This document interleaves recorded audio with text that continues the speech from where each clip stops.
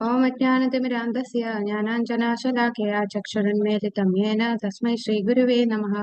नमो विष्णुपादाय कृष्णप्रेष्ठाय भूतले श्रीमते भक्तिवेदान्तस्वामिनेति नामिने। नमस्ते सरस्वते देवे गौरवाणी प्रचारिणे निर्विशेषशून्यवादिपाश्चात्यदेशतारिणे। जय श्रीकृष्ण चैतन्य प्रभु नित्यानन्द श्री अद्वैत गदाधर श्रीवासादि गौरभक्तवृन्द। हरे कृष्ण कृष्ण कृष्ण हरे हरे, ഹരേ രാമ രാമ രാമ ഹരേ ഹരേ. ഹരേ കൃഷ്ണ. പ്രഹ്ലാദന്റെ പ്രാർത്ഥന, നരസിംഹദേവനോട് പ്രാർത്ഥിക്കുന്ന പ്രാർത്ഥനയാണ് നമ്മൾ കഴിഞ്ഞ 2 ദിവസങ്ങളായി കണ്ടുകൊണ്ടിരുന്നത്. ഇത് 7ാമത്തെ അധ്യായത്തിലെ 7ാമത്തെ സ്കന്ധത്തിലെ 9ാം അധ്യായം 8 മുതൽ 50 വരെയുള്ള ശ്ലോകങ്ങളുണ്ട്. നമ്മളിപ്പോൾ 31 ശ്ലോകം വരെ എത്തി. ബാക്കി ഭാഗങ്ങൾ ഇന്ന് കാണാം. ഓം നമോ ഭഗവതേ വാസുദേവായ. ഓം നമോ ഭഗവതേ വാസുദേവായ. ഓം നമോ ഭഗവതേ വാസുദേവായ. നസ്യേതമാത്മനി ജഗദ്വിലയാംബുദ്മധ്യേ ശേഷേത്മനാ നിജസുഖാനുഭവോ നിരീഹ യോഗേന മീലിതതൃകാത്മനിപീതനിദ്രാ സ്തുര്യോ സ്ഥിതോ ന തു തമോ ന ഗുണാംശയുംഷേ. ഹരേ കൃഷ്ണ. ഭഗവത്തരം. അല്ലയോ ഭഗവാനെ, സംഹാരത്തിന് ശേഷം സൃഷ്ടിശക്തി മിഴികൾ പാതി അടച്ച് യോഗനിദ്രയിൽ ശയിക്കുന്ന അങ്ങയിൽ വിശ്രമിക്കുന്നു.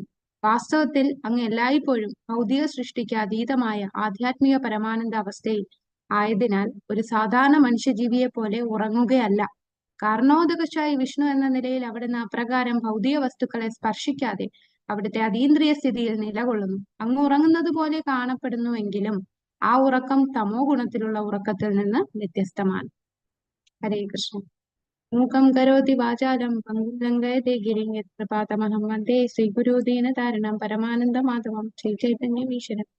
നമോ വിഷ്ണുപാദായ കൃഷ്ണപ്രേഷ്ഠായ ഭൂതലേ ശ്രീമതേ ഭക്തി വേദാന്ത സ്വാമിനിധി നമേ. നമസ്തേ സരസ്വതേ ദേവി ഗൗരവാണി പ്രചാരണേ നിർവിശേഷ ശൂന്യവാദി ഭാഷാപ്രദേശിതായ. ജയ ശ്രീകൃഷ്ണ ചൈതന്യ പ്രഭു നിത്യാനന്ദ ശ്രീ അദ്വൈത ഗദാധര ശ്രീവാസാദി ഹരേ കൃഷ്ണ കൃഷ്ണ കൃഷ്ണ ഹരേ ഹരേ, ഹരേ രാം രാം രാം ഹരേ കൃഷ്ണ. അപ്പൊ ഇവിടെ പ്രഹ്ലാദൻ നരസിംഹദേവനോട് ആരെക്കുറിച്ചാണ് ഇവിടെ വർണ്ണിക്കുന്നത്? അങ്ങ് തന്നെ സംഹാരത്തിന് ശേഷം സൃഷ്ടിശക്തി മിഴികൾ പാതി അടച്ച് യോഗനിദ്രയിൽ ശയിക്കുന്നു. ആരാണ് അങ്ങനെ യോഗനിദ്രയിൽ ശയിക്കുന്നത്? അദ്ദേഹത്തിന്റെ രോമകൂപങ്ങളിൽ നിന്നും അനേകം ബ്രഹ്മാണ്ടങ്ങൾ ഉത്ഭവിക്കുന്നു. നമുക്ക് 3 തരം വിഷ്ണുവിനെ അറിയാം. ഏതൊക്കെയാണ് 3 വിഷ്ണു? അൺമ്യൂട്ട് ചെയ്ത് പറഞ്ഞോളൂ. ഹരേ കൃഷ്ണ. അൺമ്യൂട്ട് ചെയ്യാൻ പറ്റുന്നില്ല അല്ലേ? സോറി. ഹരേ കൃഷ്ണ. ഓക്കെ, അൺമ്യൂട്ട് ചെയ്ത് പറഞ്ഞു. ഗർഭോദകശായി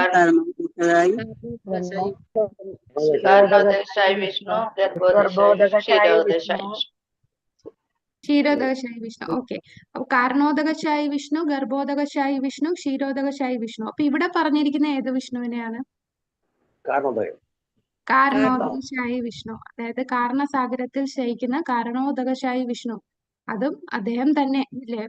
നരസിംഹദേവൻ തന്നെയാണ്, ഭഗവാൻ തന്നെ. അല്ലയോ ഭഗവാനെ, സംഹാരത്തിന് ശേഷം സൃഷ്ടിശക്തി മിഴികൾ പാതി അടച്ച് യോഗനിദ്രയിൽ ശയിക്കുന്ന അങ്ങയിൽ വിശ്രമിക്കുന്നു. അപ്പോ ഇവിടെ സൃഷ്ടിക്ക് മുമ്പ് ഭഗവാൻ മനുഷ്യജീവിയെ പോലെ ഉറങ്ങുകയല്ല. യോഗനിദ്ര എന്ന് പറയുമ്പോൾ നമ്മളെ പോലത്തെ ഉറക്കമല്ല. ഇവിടെ ബ്രഹ്മസംഹിതയിലെ ഒരു ശ്ലോകത്തിൽ പറയുന്നുണ്ട്, ആദിപുരുഷനായ ഭഗവാനെ ഗോവിന്ദ, അങ്ങ് തന്നെ കാരണസാഗരത്തിൽ മഹാവിഷ്ണു തന്നെയാണ് കാരണോദകശായി വിഷ്ണു. കാരണോദകശായി വിഷ്ണുവിന്റെ മറ്റൊരു പേരാണ് മഹാവിഷ്ണു. അപ്പൊ കാരണസാഗരത്തിൽ ശയിക്കുന്ന മഹാവിഷ്ണു, അദ്ദേഹത്തിന്റെ രോമകൂപങ്ങളിൽ നിന്നാണ് അനേകം ബ്രഹ്മാണ്ടങ്ങൾ ഉണ്ടാകുന്നത്. അത് എന്താണ് ബ്രഹ്മസംഹിതയിലും പറയുന്നുണ്ട്. അപ്പൊ ആ മഹാവിഷ്ണു യോഗനിദ്രയിലാണ്. യോഗനിദ്ര എന്ന് പറഞ്ഞാൽ നമ്മൾ ഉറങ്ങുന്ന പോലല്ല. നമ്മളുടെ ഉറക്കം തമോ ഗുണമാണ്. നമുക്ക് പിന്നെ ഒന്നും ഓർമ്മ കാണില്ല, എന്താണ് നടക്കുന്നത്. നമ്മൾ കുറെ സ്വപ്നത്തിലൊക്കെ പോകും. അങ്ങനത്തെ ഉറക്കമല്ല ഭഗവാന്റേത്. ഭഗവാന്റെ ഉറക്കമെല്ലാം അതീന്ദ്രിയമാണ്. സച്ചിദാനന്ദനാണ് ഭഗവാൻ. അദ്ദേഹം ഒരു സാധാരണ മനുഷ്യൻ ഉറങ്ങുന്ന പോലെ ഉറക്കത്തിൽ ഞെട്ടി ഉണരുകയും എന്താ നടക്കുന്നതെന്ന് ഒന്നും അറിയാതെ ബോധമില്ലാതെ കിടന്ന് ഉറങ്ങുകയല്ല. ഇതിനെ യോഗ നിദ്ര. യോഗികളുടെ യോഗ നിദ്ര എന്ന് പറഞ്ഞാൽ എങ്ങനെയാണ്? അവര് കണ്ണടച്ചിരിക്കും, പക്ഷെ ഉറങ്ങുകയാണോ? പാതി അടഞ്ഞ കണ്ണുകളോട് കൂടിയാണ് യോഗികൾ തപശ്ചര്യ ചെയ്യുന്നത്. അപ്പൊ അങ്ങനെ ചെയ്യുമ്പോൾ അവര് കണ്ണടച്ചിരിക്കുമ്പോൾ അത് ഉറക്കമല്ല, എന്നാൽ അവര് അതീന്ദ്രിയമായിട്ടുള്ള അവസ്ഥയിൽ നിൽക്കുകയാണ്. അതാണ് യോഗനിദ്ര.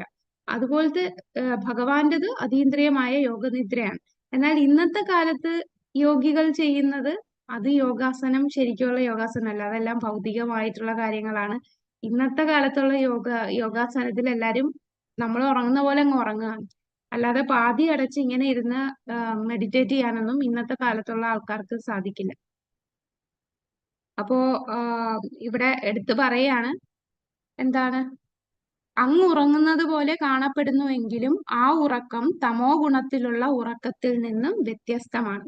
അദ്ദേഹം യോഗ നിദ്രയിൽ ഇരിക്കുന്നു എന്നുണ്ടെങ്കിലും എല്ലാം സൃഷ്ടിച്ചുകൊണ്ടേ ഇരിക്കുകയാണ്. ഹരേ കൃഷ്ണ. നമുക്ക് അടുത്ത ശ്ലോകത്തിലേക്ക് പോകാം. തസ്യൈവ ദേവപുരിതം നിജകാലശക്ത്യാ സഞ്ജോതിത പ്രകൃതിധർമ്മണാത്മഗൂഢം അംഭസ്യനന്ദശയനാദ് വിരമൽ സമാധേർ നാഭേരഭൂത് സ്വകണികാവടവന്മഹാബ്ജം. ഹരേ കൃഷ്ണ. വായിക്കാൻ താല്പര്യമുള്ളവർ ഹാൻഡ് റൈസ് ചെയ്തോളൂ.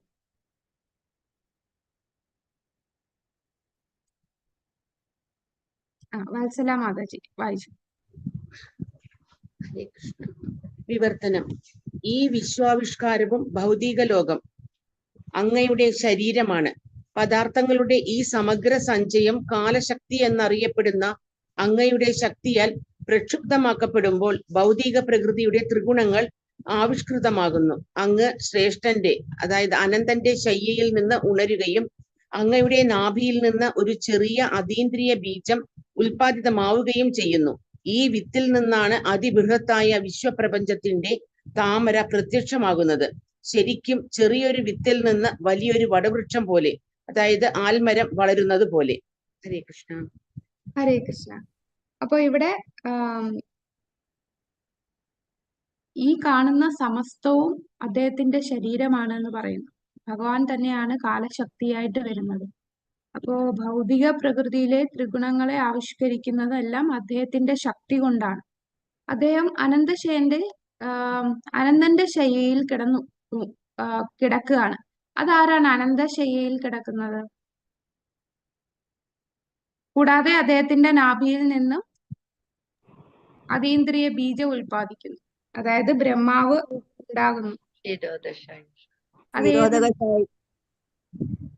നാഭിയിൽ നിന്നും ബ്രഹ്മാവ് വരുന്നത് ഏത് വിഷ്ണുവാണ്? ഗർഭോദകശായി വിഷ്ണു. ഗർഭോദകശായി വിഷ്ണുവാണ്. അതൊരു കൺഫ്യൂഷൻ ആണല്ലേ. മഹാവിഷ്ണു തന്നെയാണ് കാരണോദകശായി വിഷ്ണു, ഗർഭോദകശായി വിഷ്ണു. പിന്നീട് നമുക്കുള്ളത് ക്ഷീരോദകശായി വിഷ്ണു. അത് ഗോലോക ചാർട്ട് കാണുമ്പം കുറച്ചുകൂടെ ക്ലിയർ ആവും. അത് ഒരു ഗോലോക ചാർട്ട് നമ്മൾ കുറെ വട്ടം കണ്ടിട്ടുണ്ട്, എന്നാലും നമുക്കൊന്ന് നോക്കാം. 3 വിഷ്ണു എന്ന് പറയുന്നത് ചാർട്ട് കാണുന്നുണ്ടോ മാതാജി? ഇല്ല ഇല്ല ഇല്ല, കാണുന്നില്ല. ഇല്ല മാതാജി. ഹരേ കൃഷ്ണ.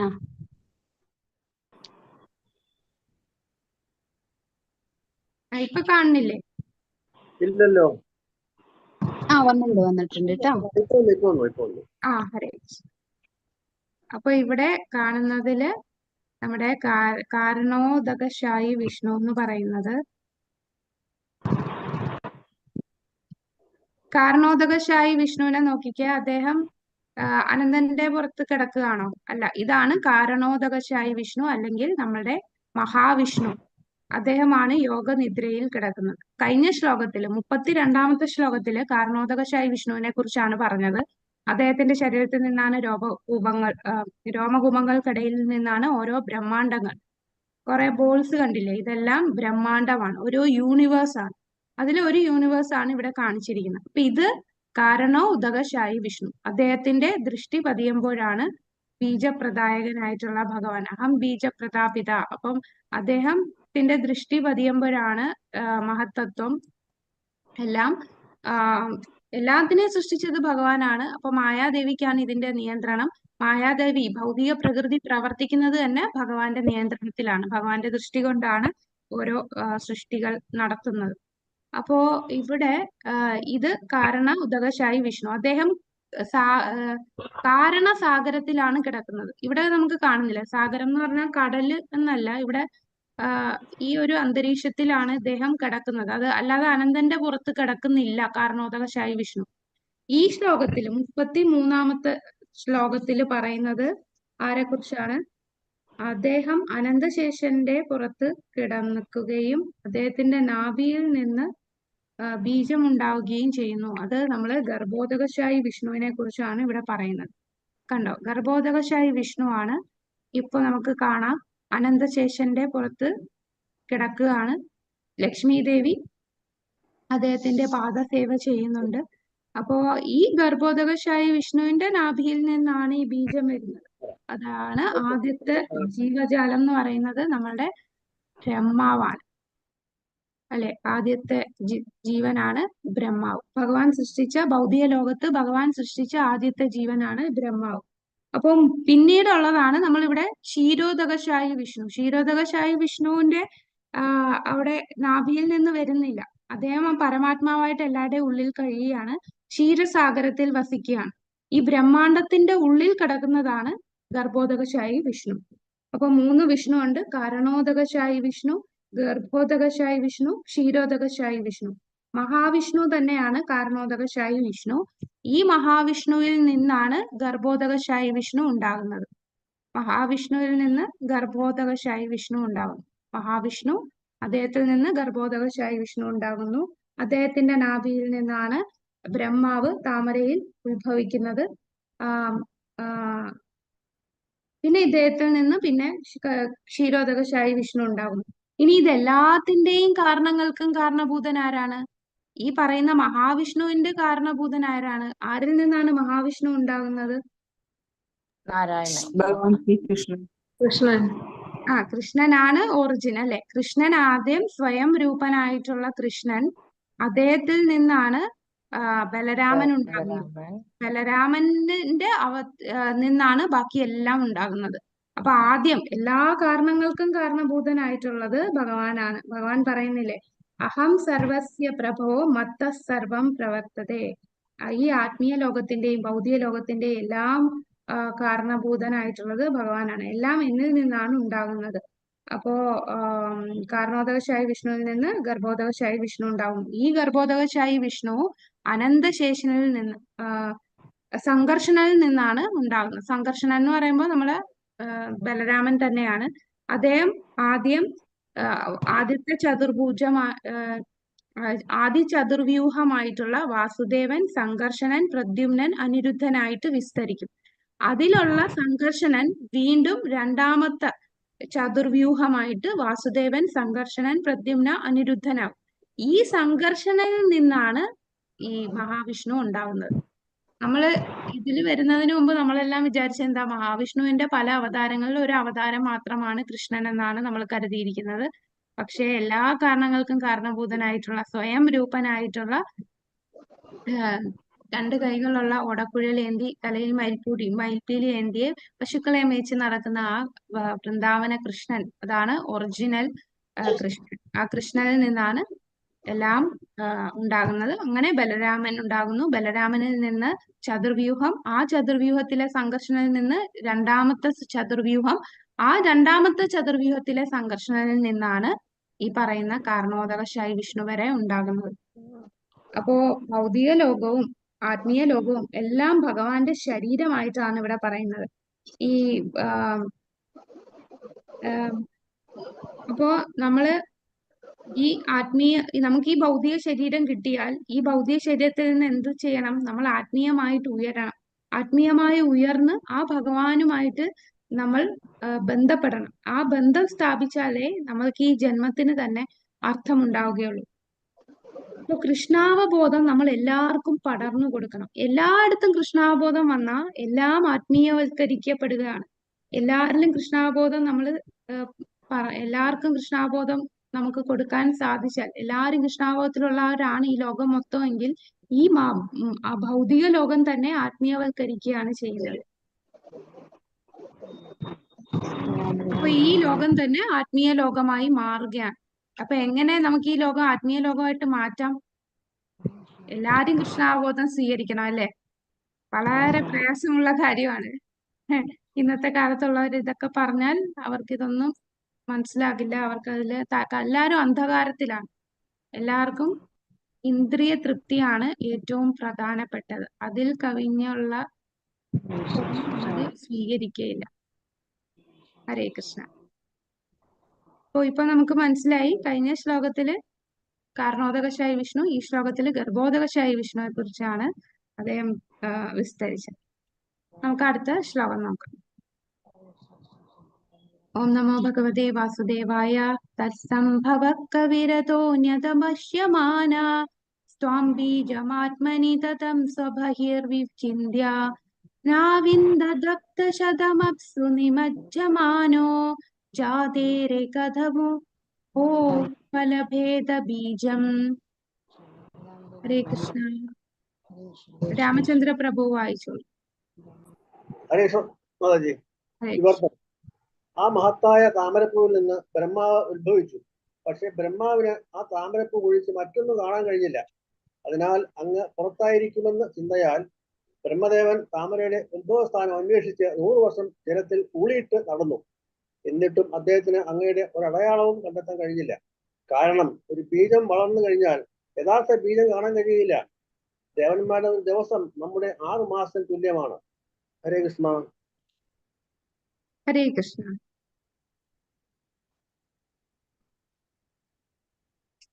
ഇവിടെ ദേവന്മാരുടെ ദിവസത്തെ കുറിച്ച് പറഞ്ഞത് എന്താണ് എന്ന് മനസ്സിലാവുന്നില്ല. ഓക്കെ, ശരിയാണ്. ഓക്കെ, അപ്പൊ ഇവിടെ പറയുന്നത് താമരപ്പൂവിൽ നിന്ന് ബ്രഹ്മാവ് ആദ്യം ഉത്ഭവിച്ചു. എന്നിട്ട് ബ്രഹ്മാവ് എന്താ ചെയ്യുന്നത്? ഞാൻ ആരാണ്, ഞാൻ എവിടുന്ന് വന്നു എന്ന് നോക്കിയപ്പോ ഒരു താമര. ബ്രഹ്മാവ് ഉണർന്നപ്പോ ജനിച്ച ഉടനെ എന്താണെന്ന് മനസ്സിലാകുന്നില്ല. നോക്കിയപ്പോ ഞാൻ ഒരു താമരയെ ഇരിക്കുന്നു. അപ്പൊ ഈ താമര തണ്ടിൽ നിന്നാണ് ഞാൻ ഉണ്ടായത്. താമരത്തണ്ട് എവിടുന്നാണ് തുടങ്ങിയത് അതറിയാനായിട്ട് ബ്രഹ്മാവ് ഈ താമര തണ്ടിന്റെ അകത്തൂടെ യാത്ര ചെയ്യാണ്. വർഷങ്ങളോളം അദ്ദേഹം യാത്ര ചെയ്തുകൊണ്ടേയിരുന്നു. പക്ഷേ അതിന് ഒരു അന്ത്യവും ഇല്ലായിരുന്നു. അദ്ദേഹം വർഷങ്ങളോളം ഇങ്ങനെ സഞ്ചരിച്ച് ഒന്നും കിട്ടുന്നില്ല. അപ്പൊ അതിനൊരു ഉദാഹരണം പറഞ്ഞാൽ, നമ്മളൊരു വിത്തിട്ടു, ആ വിത്ത് മുളച്ചു, അവസാനം ഒരു വലിയ മരമായി. ആ മരത്തിന് തിരിച്ച് ഞാൻ എവിടുന്നാ വന്നത്, ആ വിത്ത് പിന്നെ കാണാൻ സാധിക്കുമോ? വിത്തിൽ നിന്നാണ് മരം ഉണ്ടായത്. പിന്നെ തിരിച്ച് വിത്ത് എവിടെയാണെന്ന് നോക്കിയാൽ കാണാൻ സാധിക്കില്ല. അതുപോലെയാണ് ഗർഭോദകശായി വിഷ്ണുവിന്റെ നാഭിയിൽ നിന്ന് വന്ന ബ്രഹ്മാവിന് തിരിച്ച് അതിന്റെ ഒറിജിൻ നോക്കാൻ ശ്രമിച്ചപ്പോൾ അദ്ദേഹത്തിന് അത് സാധിച്ചില്ല. അപ്പോ അത് സാധിക്കണമെങ്കിൽ ഭഗവാന്റെ കാരുണ്യമുണ്ടെങ്കിലേ അങ്ങനെ ഒരു ഒറിജിൻ തന്നെ കാണാൻ സാധിക്കുകയുള്ളൂ. ഇപ്പോ ഇവിടെ പ്രഭുപാദർ തന്റെ ഭാവാർത്ഥത്തിൽ പറയുന്നുണ്ട്, ഇന്നത്തെ സയന്റിസ്റ്റുകള് ഇവിടെ എല്ലാം ഉണ്ടായത് എല്ലാം പൊട്ടിത്തെറിച്ചാണ് ഉണ്ടായത്. അത് ബിഗ് ബാങ് തിയറിയെ കുറിച്ചാണ് ഇവിടെ പറയുന്നത്. കുറെ ഭൗതിക വസ്തുക്കൾ ഉണ്ടായിരുന്നു, അതെല്ലാം പൊട്ടിത്തെറിച്ച് ഓരോ ജീവനുകളും എല്ലാം ഉണ്ടായി എന്നും പറയുന്നുണ്ട്. പലതായിട്ട് വിസ്തരിച്ചു വന്നതാണ്. പക്ഷേ ഭഗവാനിൽ നിന്നാണ് ഇതെല്ലാം ഉണ്ടായതെന്ന് അവർക്ക് മനസ്സിലാകുന്നില്ല. ഭഗവാന്റെ ഒരു ദൃഷ്ടിയിലൂടെയാണ് ഈ ഭൗതിക ലോകമെല്ലാം ഉത്ഭവിക്കുന്നത്. ഈ ഭൗതിക ലോകത്തെ ത്രിഗുണങ്ങളാൽ ബന്ധിക്കപ്പെടുന്നതെല്ലാം ഭഗവാന്റെ ഒരു ദൃഷ്ടി മൂലമാണ്. അപ്പോ ഇങ്ങനെ കുറെ വസ്തുക്കൾ വന്ന് പൊട്ടിത്തെറിച്ച് ഉണ്ടായതാണ് എന്ന് പറയുന്നത് ഒരർത്ഥവുമില്ല. ഇതിനെല്ലാ കാരണങ്ങൾക്കും കാരണഭൂതനായിട്ടുള്ളത് പരമദിവ്യോത്തമ പുരുഷനായിട്ടുള്ള ഭഗവാനാണ്. അത് ആണ് നമ്മൾ ബുദ്ധിയുള്ളവർ ആ വസ്തുതയാണ് മനസ്സിലാക്കുന്നത്. ഹരേ കൃഷ്ണ. ഇനി 35-ാമത്തെ ശ്ലോകം നോക്കാം. സത്വാത്മയോ നിരതി വിസ്മിതാശ്രിതോബ്ജം കാലേന തീവ്ര തപസാ പരിശുദ്ധ ഭാവ ത്വമാത്മനിശഭൂവിഗന്ധമിവാതി സൂക്ഷ്മം ഭൂതേന്ദ്രിയാശയമയേ വിതതം ദദർശ. ഹരേ കൃഷ്ണ. അനിത മാതാജി. ഹരേ കൃഷ്ണ മാതാജി. നമോ ഭഗവതേ വാസുദേവായ. വിവർത്തനം. ആത്മയോനി അഥവാ ഒരു മാതാവ് ഇല്ലാതെ ജനിച്ചവൻ എന്ന ഖ്യാതനായ ബ്രഹ്മദേവൻ അത്ഭുതസ്തബ്ധനായിരുന്നു. അപ്രകാരം താമരപ്പൂവിനെ ശരണം പ്രാപിച്ച ബ്രഹ്മാവ് അനേകായിരം സംവത്സരങ്ങളിലെ കഠിന തപസ്സുകൾക്ക് ഒടുവിൽ പരിശുദ്ധീകരിക്കപ്പെട്ടപ്പോൾ എല്ലാ കാരണങ്ങൾക്കും കാരണമായ ഭഗവാൻ സ്വന്തം ശരീരത്തിലും ഇന്ദ്രിയങ്ങളിലും നിറഞ്ഞു നിൽക്കുന്നതായി ബ്രഹ്മാവിന് കാണാൻ കഴിഞ്ഞു. ഗന്ധം അതിസൂക്ഷ്മമാണെങ്കിലും ഭൂമിയിൽ ഗ്രഹിക്കാൻ കഴിയുന്നത് പോലെ. ഹരേ കൃഷ്ണ. ഹരേ കൃഷ്ണ. അപ്പോ ഇവിടെ ബ്രഹ്മാവ് കഴിഞ്ഞ ശ്ലോകത്തിൽ പറഞ്ഞു, ബ്രഹ്മാവ് ഇങ്ങനെ താൻ എവിടെ നിന്ന് വന്നു എന്ന് അന്വേഷിച്ച് ആ താമരത്തണ്ടിലൂടെ യാത്ര ചെയ്തു. അദ്ദേഹത്തിനൊന്നും കാണാൻ സാധിച്ചില്ല. കാരണങ്ങൾക്കും കാരണഭൂതനായിട്ടുള്ള ഭഗവാനിൽ നിന്നാണ് ഇതെല്ലാം സംഭവിച്ചതെന്നോ അറിയില്ല. അപ്പൊ ബ്രഹ്മാവ് തിരിച്ച് കുറെ കഴിഞ്ഞപ്പോ മനസ്സിലായി തനിക്കിതൊന്നും കാണാൻ സാധിക്കില്ല. തിരിച്ചു താമരയിലേക്ക് തിരിച്ചു വന്നു. അപ്പൊ അദ്ദേഹം ആദ്യമായി കേട്ട ഒരു വാക്കാണ് തപാ. നീ തപസ് ചെയ്യൂ, തപസ് ചെയ്യൂ എന്ന് അദ്ദേഹത്തിന് ആ ഒരു ശബ്ദം കേട്ടു. അങ്ങനെ അദ്ദേഹം ആയിരക്കണക്കിന് സംവത്സരം, അനേകായിരം സംവത്സരം അദ്ദേഹം കഠിന തപസ് ചെയ്തു. അങ്ങനെ ശുദ്ധീകരിക്കപ്പെട്ടപ്പോൾ അദ്ദേഹത്തിന് ഭഗവാനെ കാണാൻ സാധിച്ചു. കാരണങ്ങൾക്കും കാരണഭൂതനായിട്ടുള്ള ആ ഭഗവാനാണ്, ഭഗവാനിൽ നിന്നാണ് താൻ വന്നതുമെന്നും എല്ലായിടത്തും ഇങ്ങനെ എല്ലായിടത്തും സ്പ്രെഡായി കിടക്കുന്നത് അത് ഭഗവാൻ തന്നെ ആണെന്നും നമ്മുടെ ബ്രഹ്മാവിന് മനസ്സിലായി. അപ്പോ ഇവിടെ അഹം ബ്രഹ്മാസ്മി എന്ന വാക്കിന്റെ അർത്ഥം എന്താണ്? അതിന് രണ്ട് ഇന്റർപ്രിട്ടേഷൻ കൊടുക്കും. മായാവാദികൾ അഹം ബ്രഹ്മാസ്മി എന്ന് പറഞ്ഞാൽ ഞാനും ബ്രഹ്മമാണ്, ഞാനും ഈശ്വരനാണ്, ഞാനും ദൈവമാണ് എന്നുള്ള ഒരു വ്യാഖ്യാനമാണ് മായാവാദികൾ കൊടുക്കുന്നത്. അപ്പൊ ഭഗവാൻ ഇവിടെ പറയുന്നത് എന്താണ്? ജന്മാദ്യസ്യ യതഃ അഹം സർവസ്യ പ്രഭോ മത്ത സർവം പ്രവർത്തതേ. അപ്പൊ എല്ലാത്തിന്റെയും ഉൽപ്പത്തി ഭഗവാനിൽ നിന്നാണ്. ഭഗവാനിൽ നിന്നാണ് എല്ലാ ശരീരവും, എല്ലാ ശക്തിയും, ആത്മീയ ശക്തിയും ഭൗതിക ശക്തിയും എല്ലാം ഭഗവാനിൽ നിന്നാണ് ഉണ്ടായത്. നമ്മുടെ ഈ ശരീരം ഉണ്ടായത് എങ്ങനെയാണ്? ഭഗവാന്റെ ഭൗതിക ശക്തി കൊണ്ടാണ് നമ്മളുടെ ഈ ശരീരം ഉണ്ടായത്.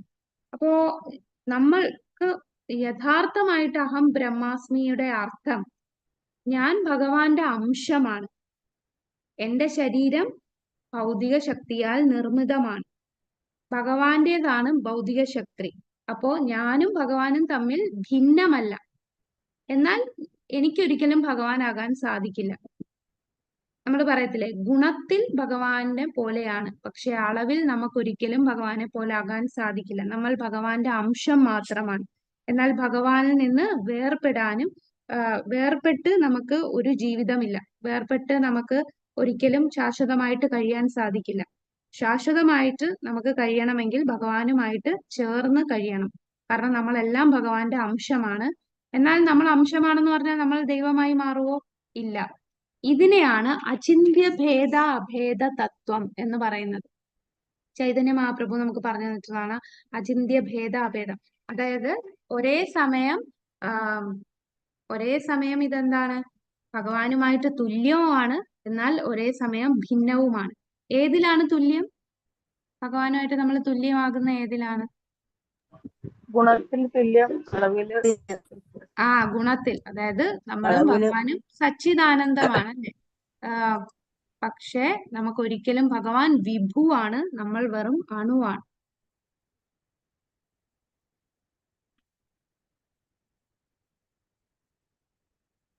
ഹരേ കൃഷ്ണ. നമുക്ക് അടുത്ത ശ്ലോകത്തിലേക്ക് പോകാം.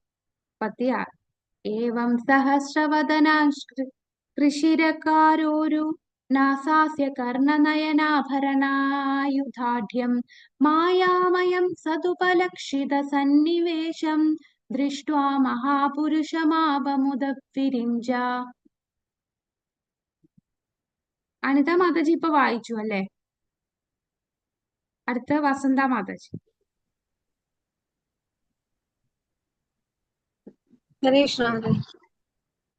സോറി മാതാജി, അൺമ്യൂട്ട് ചെയ്തോളൂ. വസന്ത മാതാജി അൺമ്യൂട്ട് ചെയ്ത് വായിച്ചോളൂ. ഹരേ കൃഷ്ണ. നമോ ഭഗവതേ വാസുദേവായ. വിവർത്തന. ബ്രഹ്മദേവൻ അപ്പോൾ അങ്ങേ ആയിരം മുഖങ്ങളോടും പാദങ്ങളോടും ശിരസ്സുകളോടും കരങ്ങളോടും തുടകളോടും നാസികകളോടും കർണങ്ങളോടും കണ്ണുകളോടും കൂടി കാണാൻ കഴിഞ്ഞു. അതിമനോഹരമായി വസ്ത്രധാരണം ചെയ്തിരുന്ന അങ്ങ് പലവിധ ആഭരണങ്ങളാലും ആയുധങ്ങളാലും അലങ്കരിക്കപ്പെട്ടിരുന്നു. വിഷ്ണു ഭഗവാന്റെ അതീന്ദ്രിയ രൂപത്തോടും ലക്ഷണങ്ങളോടും കൂടി അധോലോകങ്ങളിൽ നിന്നും നീണ്ടു നിന്നിരുന്ന അങ്ങയുടെ പാദപത്മങ്ങൾ ദർശിച്ച ബ്രഹ്മാവ് കാണുന്നില്ല അതീന്ദ്രിയ നിർവൃതി നേടി. ഹരേ കൃഷ്ണ. കൃഷ്ണ മാതാജി. ഹരേ കൃഷ്ണ. ഓക്കെ മാതാജി. അപ്പൊ ഇവിടെ ബ്രഹ്മാവിന് എന്ത് കിട്ടി? ഭഗവാന്റെ ദർശനം കിട്ടി. ഭഗവാൻ അങ്ങനെ അനേകായിരം സംവത്സരങ്ങൾ തപസ് ചെയ്ത് ശുദ്ധീകരിക്കപ്പെട്ടപ്പോൾ ഭഗവാനെ മനസ്സിലാക്കാൻ താൻ എവിടെ നിന്ന് വന്നു എന്ന് മനസ്സിലാക്കി തനിക്ക് ഭഗവാന്റെ ദർശനവും ബ്രഹ്മാവിന് കിട്ടി. അപ്പൊ ഇവിടെ പറയുന്ന 1000 മുഖങ്ങളും കൈകളും കാലുകളും കണ്ണുകളും എല്ലാമുള്ള രൂപമാണ് കണ്ടത്. അപ്പൊ ഇവിടെ നിന്ന് മനസ്സിലാക്കാം ഭഗവാന് രൂപമുണ്ട്. അപ്പൊ അദ്ദേഹത്തിന് വിഷ്ണുവിനെ കാണാൻ സാധിച്ചു. 1000 തലകളുള്ള ആ ഒരു രൂപം, വിശ്വരൂപം പോലത്തെ ഒരു രൂപമാണ് ബ്രഹ്മാവിന് കാണാൻ സാധിച്ചത്. അത് അയാൾ സെൽഫ് റിയലൈസേഷൻ, ആത്മസാക്ഷാത്കാരമാണ് ലഭിക്കുന്നത്. എന്തുകൊണ്ടാണ് കിട്ടിയത്? അദ്ദേഹം അത്രയും വർഷം തപസ് ചെയ്ത് ശുദ്ധീകരിക്കപ്പെടുമ്പോഴാണ്. അപ്പൊ നമുക്കും ആത്മസാക്ഷാത്കാരം ലഭിക്കണമെങ്കിൽ നമ്മൾ ഇതുപോലെ തപശ്ചര്യ ചെയ്യണം. നമുക്ക് ഈ കലിയുഗത്തിൽ എന്ത് തപശ്ചര്യയാണ് ചെയ്യാൻ സാധിക്കുക?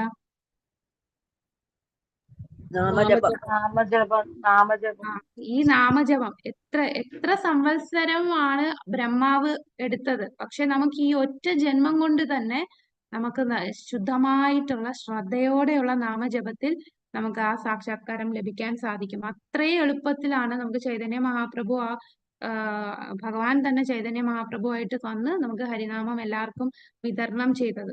നമ്മൾ പെട്ടെന്ന് ഭഗവാൻ സാക്ഷാത്കാരം ലഭിക്കുന്നത് ഈ ഒരു യുഗത്തിലാണ്. ഈ യുഗത്തിൽ വളരെ എളുപ്പമുള്ളതാണ് നാമം ജപിക്കുക എന്നുള്ളത്. അപ്പൊ അങ്ങനെ നമ്മൾ നാമം ജപിച്ച് ശുദ്ധീകരിക്കപ്പെടണം. ഇപ്പൊ അനേകായിരം സംവത്സരം ബ്രഹ്മാവ് തപസ് ചെയ്ത് ശുദ്ധീകരിക്കപ്പെട്ടു. അദ്ദേഹത്തിന് ഭഗവാനെ കാണാൻ സാധിച്ചു. അങ്ങനെ നമ്മൾ ശുദ്ധീകരിക്കപ്പെട്ടാൽ മാത്രമേ ഭഗവാനെ കാണാൻ സാധിക്കൂ. അപ്പൊ ഇവിടെ പ്രഭുപാദർ ഭാവാർത്ഥത്തിൽ ഒരു പ്രധാനപ്പെട്ട കാര്യം പറയുന്നുണ്ട്. മായാവാദികൾ പറയുന്നത് എന്താണ്? അവരുടെ കൺസെപ്റ്റില് ദൈവത്തിന് രൂപമില്ല, എല്ലാം ബ്രഹ്മമാണ്. ഈശ്വരൻ എന്ന് പറഞ്ഞാൽ ബ്രഹ്മമാണ്, രൂപമില്ലാത്ത അവസ്ഥയാണ്. ആ ബ്രഹ്മം ഒരു രൂപം എടുത്ത് വരുന്നതാണ് ഇവിടെ ഓരോ അവതാരങ്ങളായിട്ട് വരുന്നത് എന്നാണ് പറയുന്നത്. പക്ഷെ അതിനെ ഖണ്ഡിച്ചുകൊണ്ട് ഇവിടെ ഈ ശ്ലോകത്തിൽ എന്താണ്? ബ്രഹ്മാവിന് ഭഗവാന്റെ രൂപം കാണാൻ സാധിച്ചു. മഹാപുരുഷനെയാണ്, പരമദിവ്യോത്തമ പുരുഷനായിട്ടുള്ള ഭഗവാന്റെ മഹാപുരുഷ രൂപമാണ് ബ്രഹ്മാവിന് കാണാൻ സാധിച്ചു. അർജുനനും ഭഗവാന്റെ വിശ്വരൂപം കാണാൻ സാധിച്ചു. അർജുനൻ പറയുന്നുണ്ട്, പരബ്രഹ്മ പരം ധാമ പവിത്രം പരമം ഭവാൻ പുരുഷം ശാശ്വതം ദിവ്യം. അപ്പോ പുരുഷം ശാശ്വതം, അദ്ദേഹം പുരുഷനാണ്, എല്ലാത്തിന്റെയും എൻജോയർ, സുപ്രീം എൻജോയർ, ഭോക്താവാണ്. കൂടാതെ ശാശ്വതമാണ്, അല്ലാതെ രൂപമില്ലാത്ത ബ്രഹ്മമല്ല. അത് ബ്രഹ്മം എന്ന് പറയുന്നത് ഭഗവാനിൽ നിന്ന് ഉത്ഭവിക്കുന്നതാണ്. ആ രൂപത്തിൽ നിന്ന് ഉത്ഭവിക്കുന്ന പ്രകാശമാണ് ബ്രഹ്മം, അല്ലാതെ ബ്രഹ്മത്തിൽ നിന്നല്ല രൂപം ഉണ്ടാകുന്നത്. ഭഗവാൻ ഇവിടെ പല രൂപത്തിൽ അവതരിക്കും അല്ലെ? മത്സ്യമായും കൂർമ്മമായിട്ടും പല രൂപത്തിൽ അവതരിക്കും. ആ രൂപങ്ങളൊന്നും എന്താണ് ഒരു ഭൗതിക രൂപമല്ല, എല്ലാം അതീന്ദ്രിയമായിട്ടുള്ള രൂപമാണ്. എന്നാൽ ഈ ഒരു സത്യം മനസ്സിലാക്കണമെങ്കിൽ നമ്മളിപ്പോ ഈ കാര്യങ്ങളും ഈ കോട്ടൊക്കെ വെച്ചിട്ട് ഒരു മായാവതിയോട് സംസാരിച്ചാൽ അവരിതൊന്നും കേൾക്കില്ല. അവര് നമ്മളെ എതിർത്ത് സംസാരിക്കും. അങ്ങനെയല്ല എന്ന് പറഞ്ഞ അവര് വേറെ കുറെ കാര്യങ്ങൾ പറയും. അപ്പൊ ഭഗവാൻ തന്നെ പറയുന്നുണ്ട്, എന്നെ മനസ്സിലാക്കുക എന്ന് പറഞ്ഞാൽ വളരെ പ്രയാസമാണ്. അത് മൂഢന്മാർക്ക് മനസ്സിലാവുകയില്ല. ബഹൂനാം ജന്മനാമന്തേ ജ്ഞാനവാം മാം പ്രപദ്യതേ എന്ന് ഭഗവത്ഗീതയിൽ പറയുന്നുണ്ട്. ഒരുപാട് ജന്മം എടുക്കും. ഒരുപാട് ജന്മം എടുത്താണ് ജ്ഞാനവാനായിട്ടൊരു വ്യക്തി വാസുദേവനാണ് എല്ലാം എന്ന് മനസ്സിലാക്കുന്നത്. അപ്പോ ഭഗവാനിൽ ശരണം പ്രാപിച്ചാൽ മാത്രമേ നമുക്ക് ഒരുപാട് ജന്മങ്ങൾ എടുത്താണ് അത് മനസ്സിലാക്കുന്നത്. അപ്പൊ നമ്മളൊക്കെ എത്ര ഭാഗ്യവാന്മാരാണെന്ന് മനസ്സിലാക്കിക്കോ. നമ്മളൊന്നും മായാവാദ ഫിലോസഫിയിൽ പോകാതെ, പ്രത്യേകിച്ച് കേരളത്തിലാകുമ്പോൾ 90% മായാവാദമാണ് കേരളത്തിലുള്ളത്. ശങ്കരാചാര്യ ഫിലോസഫിയാണ്. അതിലേക്ക് പോയാൽ നമ്മളെല്ലാം ബ്രഹ്മം ഞാനും ദൈവമാണ് എന്നുള്ള ഫിലോസഫിയിൽ പോയേനെ. എന്നാൽ നമ്മളൊക്കെ കഴിഞ്ഞ ജന്മങ്ങളിൽ അങ്ങനെ ആയിരുന്നു കാണണം. ഒരുപാട് ജന്മങ്ങൾക്ക് ശേഷം നമ്മളിപ്പോ ഇവിടം വരെ കറക്റ്റ് ആയിട്ടുള്ള ഒരു പാത്തില് ഒറിജിനൽ ആയിട്ട് ഏറ്റവും ഉയർന്ന സാക്ഷാത്കാരം ലഭിക്കുന്ന ഒരു തട്ടിലാണ് നമ്മളിപ്പോ നിൽക്കുന്നത്. ആ ഒരു പാതയിലേക്കാണ് നമ്മൾ പോയിക്കൊണ്ടിരിക്കുന്നത്. ഇതിനു മുകളിൽ വേറൊന്നുമില്ല. അപ്പൊ അത്രയും ഉയർന്ന സ്ഥിതിയിലേക്ക് നമുക്ക് ചൈതന്യ മഹാപ്രഭുവിന്റെ ആ കാരുണ്യം കൊണ്ട്, ശ്രീല പ്രഭുപാദരുടെ കാരുണ്യം കൊണ്ട് നമുക്ക് ആ ഒരു പാത സ്വീകരിക്കാൻ അതിലുള്ള വിശ്വാസം നമുക്കുണ്ടായി. മായയിൽ നിന്ന് നമുക്ക് ആ ഒരു കാര്യത്തിൽ മായയിൽ നിന്ന് നമുക്ക് മുക്തി ലഭിച്ചു. ഈ മായാവാദികൾ ശരിക്കും മായയാൽ മൂടപ്പെട്ടവരാണ്. അവരെ സംബന്ധിച്ച് അവർക്ക് ഈശ്വരനാകണം എന്ന ചിന്താഗതിയിൽ ഇരിക്കുകയാണ്. അവര് ബ്രഹ്മത്തിൽ ലയിച്ച് ഞാനും ഈശ്വരനായി മാറും എന്നുള്ള ചിന്താഗതിയാണ്. അവരുടെ അടുത്ത് ഈ കാര്യമൊന്നും പറഞ്ഞാൽ അവർക്കത് മനസ്സിലാക്കാൻ പ്രയാസമാണ്. എന്നാൽ ശുദ്ധ ഭക്തനുമായിട്ടുള്ള സമ്പർക്കത്തിൽ കിട്ടുവാണെങ്കിൽ, ഒരുപാട് ജന്മങ്ങൾക്ക് ശേഷം അവർക്കൊരു ശുദ്ധ ഭക്തന്റെ സമ്പർക്കം കിട്ടി ഭഗവാന്റെ കാരുണ്യം ലഭിച്ചാൽ അവർക്കും ഈ പാതയിൽ വരാൻ സാധിക്കും. അപ്പൊ ഭഗവാൻ സച്ചിദാനന്ദ വിഗ്രഹനാണ്. അദ്ദേഹത്തിന് രൂപമുണ്ട്. ആ രൂപമുണ്ട് എന്നുള്ളത് പ്രഭുപാദർ പല രീതിയിൽ അത് സ്ഥാപിക്കുകയാണ് ഈ പർപ്പോട്ടില് നമുക്ക് മനസ്സിലാക്കാം. ഹരേ കൃഷ്ണ. ഇനി നമുക്ക് 37ാമത്തെ ശ്ലോകം നോക്കാം.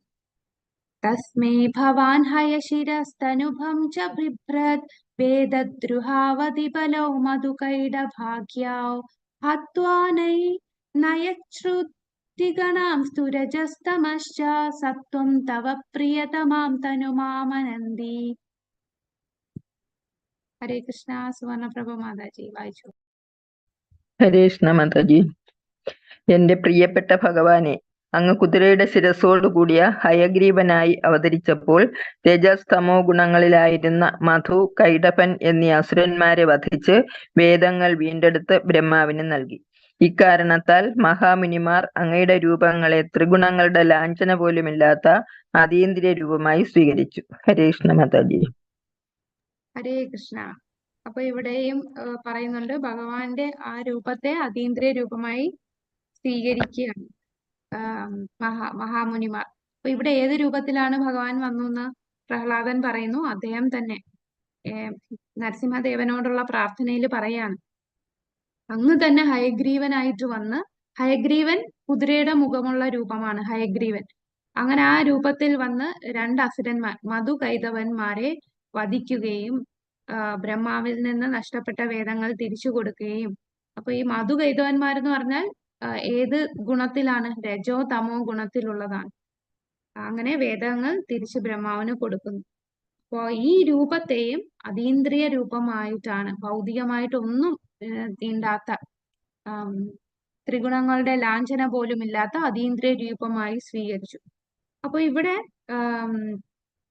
ഏത് രൂപത്തിൽ ഭഗവാൻ ഒരു കുതിരയുടെ രൂപത്തിൽ വന്നാലും അത് ഭൗതിക രൂപമല്ല, അതും ഭഗവാന്റെ അതീന്ദ്രിയ രൂപമാണ്. ഭഗവാന്റെ എല്ലാ രൂപങ്ങളും പല രൂപത്തിലാണ് ഭഗവാൻ വന്ന് തന്റെ ഭക്തന്മാരെ രക്ഷിക്കുന്നത്. മത്സ്യം, കൂർമ്മം, വരാഹം, അങ്ങനെ പല പല രൂപത്തിൽ അദ്ദേഹം രൂപമെടുത്ത് ഇവിടെ വരുന്നു. ഈ രൂപങ്ങളൊന്നും ഭൗതിക രൂപമല്ല, ത്രിഗുണങ്ങൾ ബാധിക്കാത്ത അതീന്ദ്രിയമായ രൂപമാണ് അദ്ദേഹത്തിനുള്ളത്. അപ്പൊ സൃഷ്ടിയുടെ തുടക്കം അദ്ദേഹം ബ്രഹ്മാവിനെ സൃഷ്ടിച്ചു. ആദ്യം സൃഷ്ടിച്ചതാണ് ബ്രഹ്മാവ്. ബ്രഹ്മാവിനെ വേദജ്ഞാനം, ബുദ്ധി കൊണ്ടാണ് ബ്രഹ്മാവിനെ മുഴുവൻ സൃഷ്ടിച്ചിരിക്കുന്നത്. നമ്മളെയൊക്കെ പഞ്ചഭൂതങ്ങൾ കൊണ്ട് നിർമ്മിച്ചു. പിന്നെ നമുക്ക് സൂക്ഷ്മമായിട്ടുള്ള ശരീരമായിട്ട് മനസ്സ്, ബുദ്ധി, മനസ്സ്, ബുദ്ധി, മിഥ്യാഹങ്കാരം ഒക്കെ വെച്ചിട്ടാണ് നമ്മളുടെ ശരീരം. പക്ഷെ ബ്രഹ്മാവിന്റെ ശരീരം മുഴുവനും ബുദ്ധി കൊണ്ടാണ് നിർമ്മിച്ചിരിക്കുന്നത്. അപ്പൊ ഭയങ്കര അഡ്വാൻസ്ഡ് ആണ് ബ്രഹ്മാവിന്റെ ആ ബ്രഹ്മലോകവും അവിടെ ഉള്ള ആൾക്കാരും ബ്രഹ്മാവും എല്ലാം അത്രയും ഉയർന്ന സ്ഥിതിയിലാണ്. അപ്പൊ ആ ബ്രഹ്മാവിന് വേദജ്ഞാനങ്ങൾ, എല്ലാ വേദജ്ഞാനങ്ങളും ബ്രഹ്മാവിന് കൊടുത്തു. അപ്പോ നമ്മുടെ ഇതില് പ്രഭുപാദർ പറയുന്നുണ്ട്, ഭക്തന്മാര് ഇതൊക്കെ മനസ്സിലാക്കിക്കാൻ എല്ലായിടത്തും കൃഷ്ണാബോധം പ്രചരിപ്പിക്കാൻ ശ്രമിക്കുകയാണ്. ഇപ്പൊ ഈ വേദജ്ഞാനം ഉണ്ടായിരുന്ന ബ്രഹ്മാവിനെ തന്നെ 2 അസുരന്മാര് വന്ന് ഉപദ്രവിക്കാൻ വന്നു. പക്ഷെ അവരെ വധിക്കാൻ ഭഗവാനും വന്നു. അതേപോലെ ഇന്നത്തെ കാലത്ത് നമ്മൾ കൃഷ്ണാബോധം പ്രചരിപ്പിക്കാൻ ശ്രമിക്കുമ്പോൾ ഇവിടെ ഉള്ള അസുര ചിന്താഗതി, അസുരൻ എന്ന് പറയുമ്പോൾ നമ്മളുടെ മനസ്സിൽ എന്താണ്? വലിയ ദംഷ്ട്രകളൊക്കെ ഉള്ള ഒരു ഭീകര രൂപമാണ്. ഇന്നത്തെ കാലത്ത് നല്ല ഷർട്ടും പാന്റും നല്ല സാരിയും ബ്ലൗസും ഒക്കെ ഇട്ട് മനുഷ്യരൂപത്തിൽ വരുന്ന അസുരന്മാരാണ് ഇവിടെ നമുക്ക് ചുറ്റുമുള്ളത്. അവരുടെ ഉള്ളില് ആസുരിക സ്വഭാവമാണുള്ളത്. അപ്പോ കൃഷ്ണാവബോധം പ്രചരിപ്പിക്കാൻ ശ്രമിക്കുമ്പോൾ ഇങ്ങനെയുള്ള അസുരന്മാർ നമ്മളെ കുറിച്ച് അവരെ ഇന്നുള്ള കാലത്ത് അറ്റാക്ക് ചെയ്യുന്നത് വാളും പരിചയം നമ്മളെ വെട്ടുക കുത്തുക ഒന്നുമല്ല, എല്ലാം അപകീർത്തിപ്പെടുത്തും. ഇപ്പൊ എല്ലാം സോഷ്യൽ മീഡിയ വഴിയാണ് അപകീർത്തിപ്പെടുത്തുന്നത്. ഓരോ ഇൻസ്റ്റാഗ്രാം പോസ്റ്റ് ഇടുക, അല്ലെങ്കിൽ യൂട്യൂബ് ഷോർട്സ് ഇടുക, അതിനെ വൈറലാക്കാൻ ശ്രമിക്കുക, ഫേസ്ബുക്ക്, ഇങ്ങനെയുള്ള ഇതില് ഭക്തിയെ കുറിച്ച് തെറ്റായിട്ടുള്ള സന്ദേശം പ്രചരിപ്പിക്കുക. അതാണ് അസുരന്മാര് ചെയ്യുന്നത്.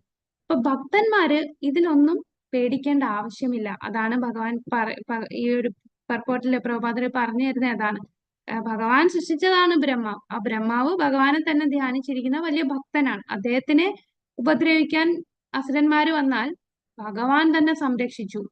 ഹയഗ്രീവ രൂപത്തിൽ വന്ന് ആ രണ്ട് അസുരന്മാരെ വധിച്ച് ആ വേദങ്ങൾ തിരിച്ചു കൊടുത്തു. അതേപോലെ ഭക്തന്മാരൊന്നുകൊണ്ടും ഭയപ്പെടേണ്ടതില്ല. നമുക്കെല്ലാം സംരക്ഷണം തരാനായിട്ട് ഭഗവാനുണ്ട്. വേദേശ സർവേ രഹമേവ വേദ്യോ എന്ന് ഭഗവാൻ പറയുന്നു. എല്ലാ വേദങ്ങളും ഭഗവാനെ കുറിച്ചാണ് മനസ്സിലാക്കേണ്ടത്. അപ്പൊ ഭക്തന്മാർ ഏത് സന്ദർഭത്തിലും ഭഗവാന്റെ ജ്ഞാനം മറ്റുള്ളവർക്ക് പറഞ്ഞു കൊടുക്കാൻ ഉത്സുകരായിട്ട് നിൽക്കുകയാണ്. അപ്പോ ഈ പറയുന്ന അസുര സ്വഭാവമുള്ളവർക്ക് അവർക്കൊരിക്കലും ഭഗവാനെ മനസ്സിലാക്കാൻ സാധിക്കില്ല. കാരണം ഭഗവാൻ തന്നെ ഭഗവത്ഗീതയിൽ പറയുന്നുണ്ട്, 4 വിധത്തിലുള്ള ആൾക്കാർക്ക് എന്നെ മനസ്സിലാക്കാൻ സാധിക്കില്ല. അതാരൊക്കെയാണ്? 4 തരത്തിലുള്ള ആൾക്കാർക്ക് മൂഢന്മാർ, ആ നരാധമന്മാർ, ആസുരി, ആ നമാം ദുഷ്കൃതിനോ മൂഢ പ്രപദ്യന്തേ നരാധമ മായയാപഹൃത ജ്ഞാന ആസുരം ഭാവം ആശ്രിത. നരാധമന്മാർ, മൂഢന്മാർ, മായയാൽ അപഹരിക്കപ്പെട്ട ജ്ഞാനത്തോടു കൂടിയവർ, അസുരന്മാർ, ഇങ്ങനെയുള്ളവർക്ക് എന്നെ മനസ്സിലാക്കാൻ സാധിക്കില്ല. അപ്പൊ അങ്ങനെയുള്ള ആൾക്കാരാണ്. അവരുടെ അടുത്ത് നമ്മൾ പറഞ്ഞു മനസ്സിലാക്കാൻ ശ്രമിച്ചാൽ അവര് മൂഢന്മാരായോണ്ട് സാധിക്കില്ല. എന്നാൽ നമ്മൾ കാരുണ്യം ഇത് അറിയാതെ സത്യത്തെ അന്വേഷിക്കുന്ന ഒരുപാട് പാവം ജനങ്ങളുണ്ട്. എന്താണ് ജീവിത ലക്ഷ്യമെന്ന് മനസ്സിലാകാതെ ആകെ കൺഫ്യൂഷനിലായിട്ട് ഇരിക്കുന്ന ഒരുപാട് പേര്, ദുഃഖങ്ങൾ അനുഭവിച്ച് ഞങ്ങൾക്ക് എന്താണ് ശ്രേഷ്ഠമായെന്ന് അറിയാതെ അങ്ങനെയുള്ള ഒരുപാട് ആസുര സ്വഭാവം ഇല്ലാത്ത ഒരുപാടുണ്ട്. അപ്പൊ അങ്ങനെയുള്ളവരെ നമ്മൾ ഉദ്ധരിപ്പിക്കണം. നമുക്കറിയില്ല ആരാണ് അങ്ങനത്തെ സ്വഭാവം. പക്ഷെ എല്ലാവരോടും പറയുക, നമ്മളോട് തർക്കിക്കാൻ വരുന്നവരാണെങ്കിൽ നമ്മൾ അവരെ ഒഴിവാക്കുക. കാരണം അവരോട് എത്ര പറഞ്ഞു കൊടുത്താലും അവരുടെ തലയിൽ കയറില്ല. അതുകൊണ്ട് നമ്മൾ അവരെ അടുത്ത് നമ്മള് ഉപദേശാമൃതത്തിൽ പഠിച്ചിട്ടില്ലേ, 4 രീതിയിൽ ആൾക്കാരെ വേർതിരിച്ച് കാണണം. ഭഗവാനോട് പ്രേമത്തോടു കൂടിയും ഭക്തന്മാരോട് സൗഹൃദവും, അതീതരായിട്ടുള്ള ആത്മാക്കളോട് നമ്മൾ കൂടുതൽ കാരുണ്യം കൊടുക്കുകയും അസുര സ്വഭാവമുള്ള ഈ നിരീശ്വരവാദപരമായിട്ടുള്ള ആൾക്കാരെ ഒഴിവാക്കുകയും ചെയ്യാം. അപ്പൊ നമ്മൾ എല്ലാവരുടെ അടുത്തും യാരേ ദേക്കോ താരേ കഹോ കൃഷ്ണ ഉപദേശ്, ഇതാണ് ചൈതന്യ മഹാപ്രഭു പറഞ്ഞത്. പറയുക, അക്സെപ്റ്റ് ചെയ്യാത്തവരെ നമ്മൾ വിട്ടേക്കുക. എന്നാൽ ഇത് കേട്ട് താല്പര്യമുള്ള ഒരുപാട് പേര് വരും. നമ്മൾ എന്താണ് ചെയ്യുന്നത്, എന്താ ഈ നാമം ജപിക്കുന്നത്, എന്താ ഈ തിലകം ഇട്ടേക്കുന്നതിന്റെ പ്രത്യേകത എന്താണ്, അങ്ങനെ കൗതുകത്തോടു കൂടി ഇത് അറിയാൻ വേണ്ടി ചോദിക്കുന്നവരുണ്ട്. അപ്പൊ അവർക്കൊക്കെ നമ്മള് നല്ല രീതിയിൽ നമുക്ക് പറഞ്ഞു കൊടുക്കാം. ചിലര് അത് അക്സെപ്റ്റ് ചെയ്യുന്നവരുണ്ട്, ചിലര് കുറച്ചൊക്കെ ആദ്യമൊക്കെ വലിയ ഉത്സാഹം കാണിക്കും, പിന്നെ ഇട്ടിട്ട് പോകുന്നവര് കാണും. പക്ഷെ അതൊന്നും ഒരു നഷ്ടമല്ല. കാരണം ഭക്തിയില് ഒന്നും നഷ്ടമില്ല. എല്ലാം സ്വല്പം അഭ്യസ്യ ധർമ്മസ്യ, അവര് കുറച്ചെങ്കിലും അത് ചെയ്യുന്നത്. ഇവൻ നമ്മൾ തിലകം ഇട്ടുകൊണ്ട് പോകുമ്പോ നമ്മളെ തിലകം കാണുമ്പോ അവര് കൃഷ്ണനെ ഓർക്കും. ഓ, ഇവര് കൃഷ്ണ ഡിവോട്ടീസ് ആണ്, അങ്ങനെയെങ്കിലും അവര് കൃഷ്ണനെ ഓർക്കും. അതും അവരുടെ അവർക്കൊരു സുകൃതിയാണ് ലഭിക്കുന്നത്. അപ്പൊ ഇവിടെ നമുക്ക് ഭക്തിയില് പല അപകടങ്ങളായിട്ടുള്ള ആൾക്കാരുണ്ടെങ്കിലും നമ്മൾ അതിലൊന്നും വിഷമിക്കേണ്ട ആവശ്യമില്ല. കാരണം ഭഗവാൻ എന്താണ് ഭഗവത്ഗീതയിൽ പറയുന്നത്, യഥാ യഥാ ഹി ധർമ്മസ്യ ഗ്ലാനിർഭവതി ഭാരത അഭ്യുത്ഥാനം അധർമ്മസ്യ തദാത്മാനം സൃജാമ്യഹം. അപ്പൊ ഭഗവാൻ തീർച്ചയായിട്ടും പല അവതാരത്തിൽ വന്ന് തന്റെ ഭക്തന്മാരെ രക്ഷിക്കും. എന്ന് പറഞ്ഞ് നമ്മളിങ്ങനെ ചെയ്തു, നമ്മളെ ആരെയോ എന്തോ അപമാനിച്ചു, വഴക്കു പറഞ്ഞു, ഉടനെ ഭഗവാൻ അടുത്ത അവതാരം എടുത്ത് നമ്മളെ രക്ഷിക്കാൻ, അവരെ വധിക്കാൻ വരും എന്നുള്ളതല്ല. അവരെ ജീവിതത്തിൽ എപ്പോഴെങ്കിലും അവരിത് ഇത് മനസ്സിലാക്കാൻ, അല്ലെ നമ്മളെ പ്രൊട്ടക്ട് ചെയ്യും, നമുക്ക് ഒരു ദോഷവും വരാത്ത രീതിയിൽ ആ പ്രശ്നങ്ങളൊക്കെ മാറിപ്പോകും. എപ്പോഴും നമ്മൾ ഭഗവാന്റെ പ്രൊട്ടക്ഷനിലായിരിക്കും. ഭഗവാൻ അത്രയും കാരുണ്യവാനാണ്. നമ്മൾ ഒരിക്കലും വിചാരിക്കലോ എന്നെ ഭഗവാൻ കാണുന്നുണ്ടോ, ഞാൻ ഈ ചെയ്യുന്നതൊക്കെ ശ്രദ്ധിക്കുമോ, ഞാനൊക്കെ ഏത് ലെവലിൽ കിടക്കുകയാണ്, ഉയർന്ന ഭക്തന്മാരെ മാത്രമേ ഭഗവാൻ ശ്രദ്ധിക്കുകയുള്ളായിരിക്കും എന്ന് അങ്ങനെ ഒരിക്കലും ചിന്തിക്കല്ലേ. ഓരോ നിമിഷവും നമ്മുടെ കൂടെ ഭഗവാൻ പരമാത്മാവായിട്ട് വന്ന് നമ്മൾ ചെയ്യുന്ന ഓരോ കാര്യങ്ങളും, ഉറക്കത്തിൽ പോലും ഭഗവാൻ നമ്മുടെ കൂടെ ഉണ്ട്. നമ്മളുടെ മനസ്സ് എവിടൊക്കെ പോന്നോ, സൂക്ഷ്മ ശരീരം എവിടൊക്കെ യാത്ര ചെയ്യുന്നു അവിടെ എല്ലാം ഭഗവാൻ എല്ലാം കണ്ടുകൊണ്ടിരിക്കുകയാണ്. നമുക്ക് ബോധം ഇല്ലാത്തപ്പോൾ പോലും ഭഗവാൻ നമ്മുടെ കൂടെ ഒരു സംരക്ഷകനായിട്ട് എപ്പോഴും കൂടെയുണ്ട്.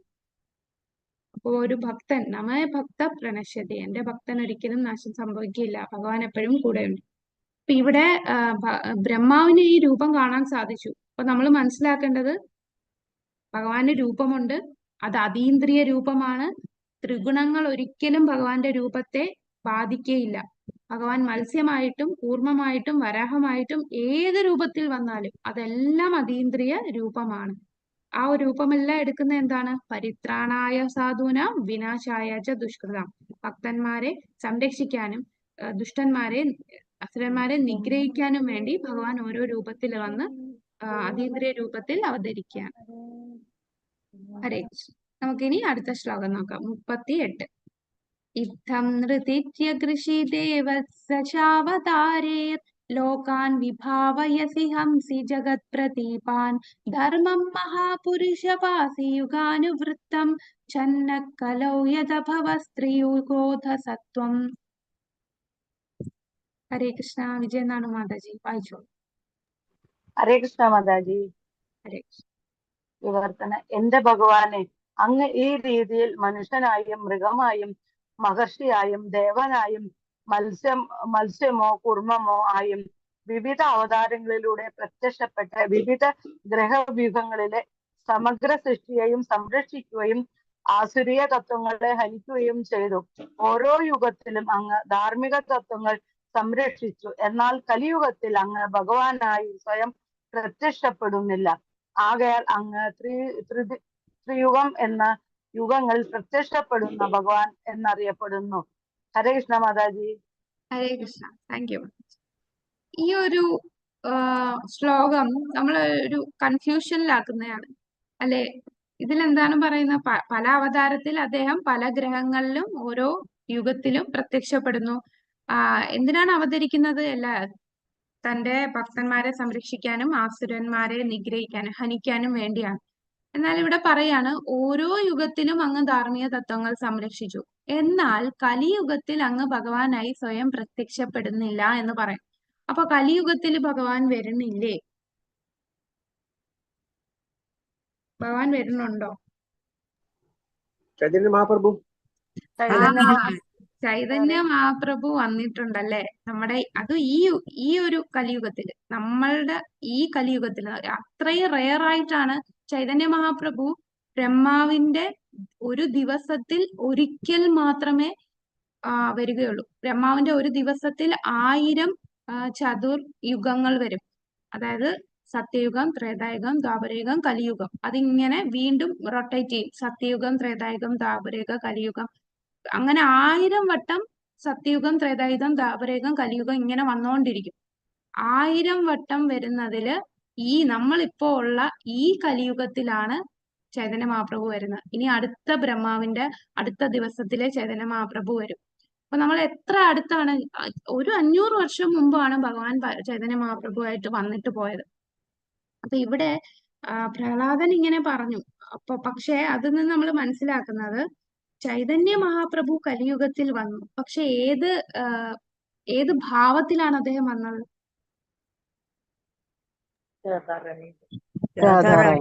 രാധാറാണിയുടെ അല്ലെങ്കിൽ ഒരു ഭക്തന്റെ ഭാവത്തിലാണ് അദ്ദേഹം വന്നത്.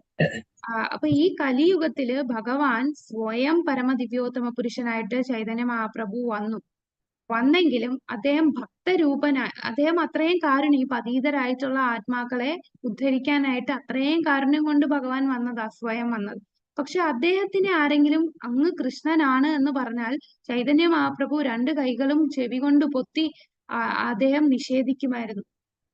അപ്പൊ അദ്ദേഹം പറയില്ല, ഞാൻ കൃഷ്ണനല്ല. എന്തുകൊണ്ടാണ്? കൃഷ്ണൻ അല്ലാഞ്ഞിട്ടാണോ അദ്ദേഹം അങ്ങനെ പറഞ്ഞത്? കാരണം അദ്ദേഹം ഭക്തന്റെ രൂപത്തിലാണ്. ഭക്തനെ ഒരിക്കലും നിങ്ങൾ കൃഷ്ണനല്ലേ, ഭക്തനെ ആരെങ്കിലും നീയും ഈശ്വരനാണെന്ന് പറഞ്ഞാൽ ഭക്തൻ അത് സഹിക്കാൻ പറ്റില്ല. ഒരിക്കലും ഞാൻ കൃഷ്ണനാവില്ല. അപ്പൊ ഒരു ഭക്തന്റെ ഭാവത്തിൽ അദ്ദേഹം വന്ന് ലീലകൾ ആടുന്നത് കൊണ്ട് അദ്ദേഹം കൃഷ്ണനാന്നുള്ള കാര്യം സ്വയം സമ്മതിക്കാത്തതാണ്.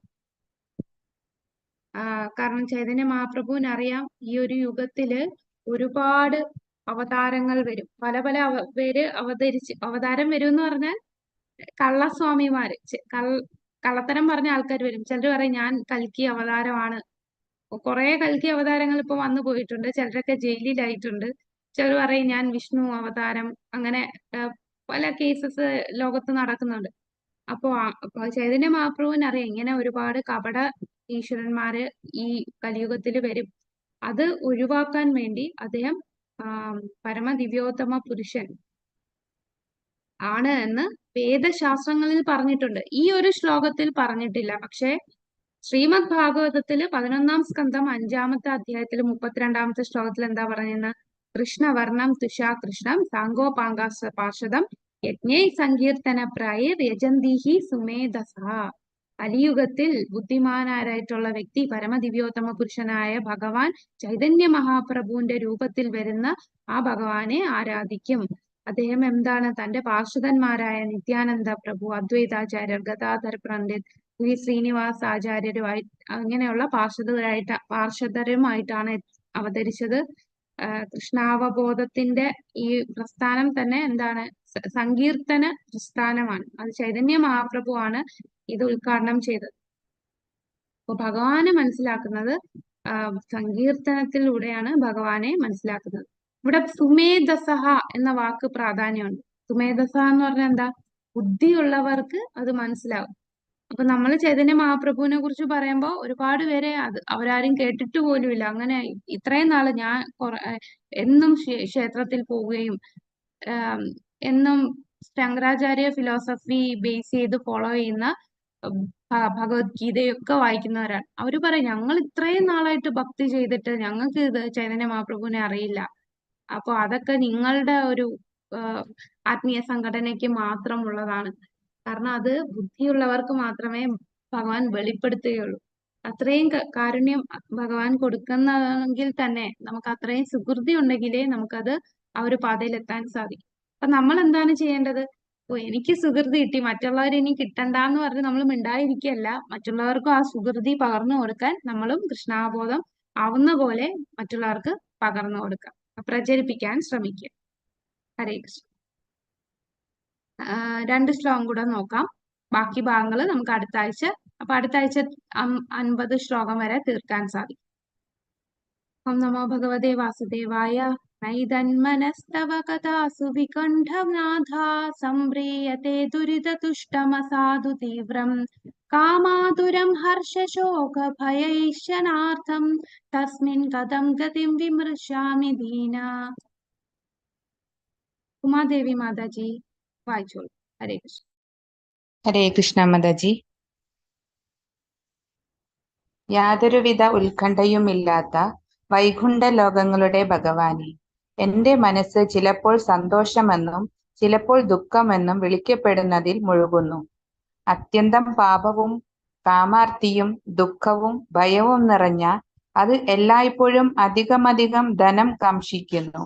ആ വിധത്തിൽ അങ്ങേയറ്റം കളങ്കപ്പെട്ടതിനാൽ അത് ഒരിക്കലും അങ്ങയെക്കുറിച്ചുള്ള വിഷയങ്ങളിൽ സംതൃപ്തി നേടുന്നില്ല.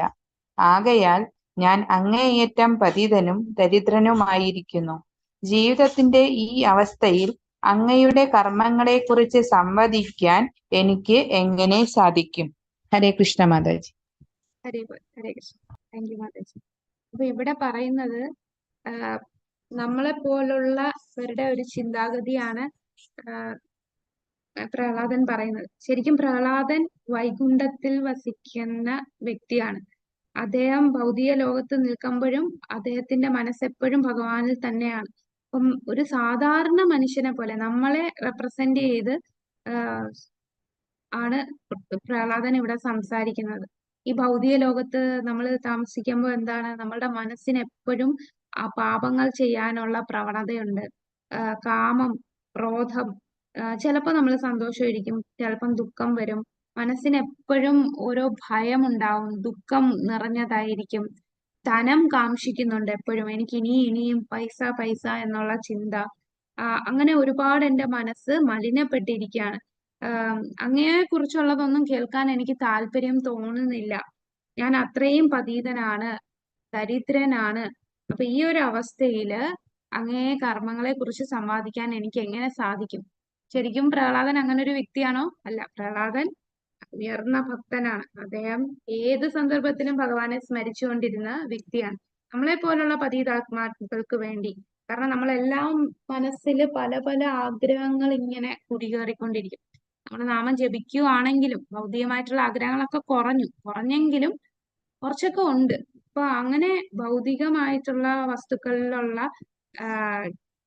ഈ ആസക്തി അത് അതെനിക്ക് ഉണ്ട്. അങ്ങനെ ആ ആസക്തി ഉള്ളിടത്തോളം കാലം നമ്മൾ പാപപ്രവർത്തികൾ ചെയ്യാനുള്ള ത്വരയുണ്ടാകും. അങ്ങനെ പാപപ്രവർത്തികൾ നമ്മൾ ചെയ്യും. അതെന്തുകൊണ്ടാണ്?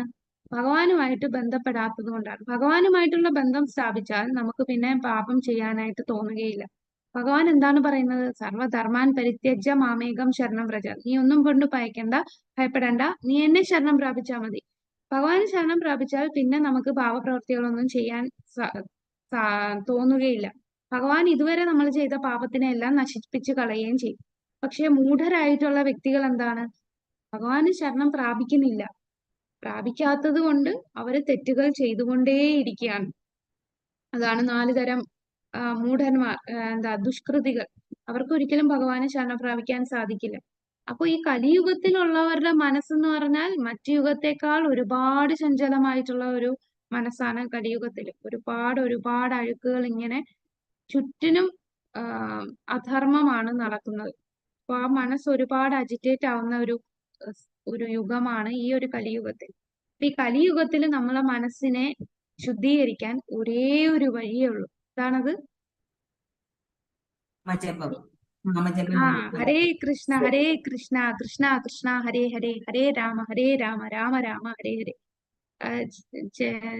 ശിഷ്ടാഷ്ടകത്തില് ചൈതന്യ മഹാപ്രഭു പറയുന്നുണ്ട്, ചേതോ ദർപ്പണ മാർജനം. നമ്മളുടെ വൃത്തിയാക്കുന്നത്, നമ്മുടെ മനസ്സിനെ, ഈ അഴുക്ക് പിടിച്ചിരിക്കുന്ന മനസ്സിനെ വൃത്തിയാക്കുന്ന ഒരു പ്രോസസ്സാണ് നാമം ജപിക്കുക എന്നുള്ളത്. അത് മാത്രമേ ഉള്ളൂ ഇത്രയും പാപം നിറഞ്ഞ മനസ്സിനെ ശുദ്ധീകരിക്കാനുള്ള പ്രക്രിയ. ഒരു മനുഷ്യ ശരീരത്തിൽ ചെയ്യേണ്ട ഏറ്റവും വലിയ കടമ അതാണ്.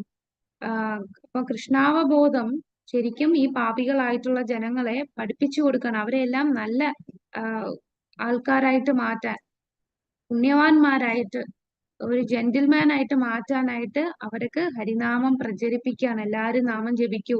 ഈ ഒരു യുഗത്തില് ഹരേർ നാമ നാമൈവ കേവലം കലോ നാസ്തൈവ ഗതിരന്യത. ഇതല്ലാതെ മറ്റു വഴികളില്ല എന്ന് ഇവിടെ കൂടുതൽ മനസ്സിലാക്കാൻ നമുക്ക് സാധിക്കും. അപ്പൊ പ്രഹ്ലാദൻ ഇവിടെ നമ്മുടെ മനസ്സ്, ഒരു കാര്യം കൂടെ പറയുന്നുണ്ട്. നമ്മുടെ മനസ്സ് ഭഗവാനിലാണ് കേന്ദ്രീകരിക്കുന്നതുണ്ടെങ്കിൽ നമ്മുടെ മനസ്സ് ശുദ്ധീകരിക്കും. എപ്പോ നമ്മളെ മനസ്സിലെ ചിന്ത ഭഗവാനിൽ നിന്ന് അകന്നു പോകുന്നോ അപ്പോ നമ്മളെ മായ കയറി അറ്റാക്ക് ചെയ്യും. മായ വന്ന് നമ്മളെ പാപങ്ങൾ ചെയ്യാനുള്ള പ്രവണതയിലേക്ക് കൊണ്ടുപോകും.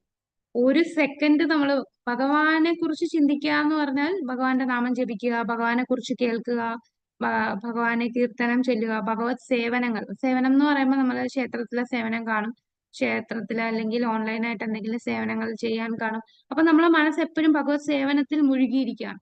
എപ്പോ നമ്മൾ ഭൗതികമായിട്ട് ജസ്റ്റ് ഒന്ന് ഫേസ്ബുക്കിൽ നോക്കാം, അല്ലെങ്കിൽ ഒരു ഷോർട്സ് കാണാം, റീല് കാണാന്ന് പറഞ്ഞു പോയാൽ മണിക്കൂറുകൾ പോകും. നമ്മൾ അത് പല ഇത് കണ്ടിട്ട് ഇത് എന്താണ് നടക്കുന്നതെന്ന് കാണാൻ പോവും, അതിൽ തന്നെ നോക്കിയിരുന്ന് പോവും. അങ്ങനെ സമയം ഒരുപാട് പോവുകയാണ്. അത് മായ നമ്മളെ കയറി പിടിക്കുന്നതാണ്. പിന്നെ നമ്മൾ ഉറങ്ങുമ്പോഴും രാവിലെ എണീക്കുന്നത് തന്നെ മംഗളാരതി തൊഴണം, ഇന്ന് അത് മുടങ്ങാൻ പാടില്ല. നമ്മൾ ഭക്ഷണം കഴിക്കുമ്പോൾ പ്രസാദം കഴിക്കുന്നു, എല്ലാം ഭഗവാനുമായിട്ട് കണക്ട് ചെയ്ത് നമ്മൾ ജീവിക്കുകയാണെന്നുണ്ടെങ്കിൽ മായ നമ്മളെ അധികം പിടിക്കില്ല. പക്ഷെ നമ്മൾ ഒരു സെക്കൻഡ് മാറിയാൽ അപ്പം മായ വന്ന് നമ്മളെ അറ്റാക്ക് ചെയ്യും. അപ്പൊ അതാണ് ഭഗവാൻ ഉണ്ടെങ്കിൽ, ഭഗവാന്റെ ചിന്തയുണ്ടെങ്കിൽ നമ്മൾ ശുദ്ധീകരിക്കപ്പെട്ടുകൊണ്ടിരിക്കുകയാണ്, ശുദ്ധീകരണം നടക്കുകയാണ്. അല്ലെങ്കിൽ നമ്മൾ ഭൗതികതയിൽ പെട്ടുപോവുകയാണ്. ഇന്ന് അവസാനത്തെ ശ്ലോകം ഇതൂടെ കാണാം. ഓം നമോ ഭഗവതേ വാസുദേവായ. ജിഹൈകതോച്യുത വികർഷതി മാ വിതൃപ്ത ശിഷ്ണോന്യതസ്ത്വഗുദരം ശ്രവണം കുതശ്ചിത് ഘ്രാണോന്യതശ്ച ഫലദൃക്വച കർമ്മശക്തിർ ബഹ്വാ സപത്സ്യസി വഗേഹ പതിം ലുനന്തി. മാലതി മാതാജി വായിച്ചോളൂ. ഹരേ കൃഷ്ണ. ഹരേ കൃഷ്ണ. ഹരേ ഒരിക്കലും ചുതി സംഭവിക്കുകയില്ലാത്ത ഭഗവാനെ അനവധി പത്നിമാരുള്ളവനും ഭർത്താവിനെ ആകർഷിക്കാൻ അവരെല്ലാം അവരുടേതായ രീതികളിൽ നടത്തുന്ന ശ്രമങ്ങളുടെ വലയിൽ അകപ്പെട്ടവനുമായ ഒരുവന്റെ അവസ്ഥയിലാണ് ഞാനിപ്പോൾ. ഉദാഹരണത്തിന്, നാക്ക് രുചികരമായ ആഹാര പദാർത്ഥങ്ങളാലും ജനനേന്ദ്രിയം ആകർഷകമായ സ്ത്രീയോടൊത്തുള്ള ലൈംഗിക മോഹത്താലും സ്പർശേന്ദ്രിയം മാർദ്ദവമുള്ള വസ്തുക്കളുടെ സമ്പർക്കത്താലും ആകർഷിക്കപ്പെടുന്നു. ഉദരം നിറയെ ഭക്ഷിച്ചു കഴിഞ്ഞാലും ആഹാരം ശ്വസനേന്ദ്രിയ വ്യൂഹം ആഹാരം ആഗ്രഹിക്കുന്നു. നിറയെ ഭക്ഷിച്ചു കഴിഞ്ഞാലും ആഹാരം ആഗ്രഹിക്കുന്നു. കാതുകൾ അങ്ങയെ ശ്രവിക്കാൻ ശ്രമിക്കാതെ ലൗകിക വിഷയങ്ങളുടെ ശ്രവണത്തിൽ ആകർഷിക്കപ്പെടുന്നു. ഗന്ധം അറിയുന്നതിനുള്ള ശ്വസനേന്ദ്രിയ വ്യൂഹം ഇതര കാര്യങ്ങളാൽ ആകർഷിക്കപ്പെടുന്നു. അസ്വസ്ഥമായ കണ്ണുകൾ ഇന്ദ്രിയസുഖത്തിനുള്ള കാഴ്ചകളാൽ ആകർഷിക്കപ്പെടുന്നു.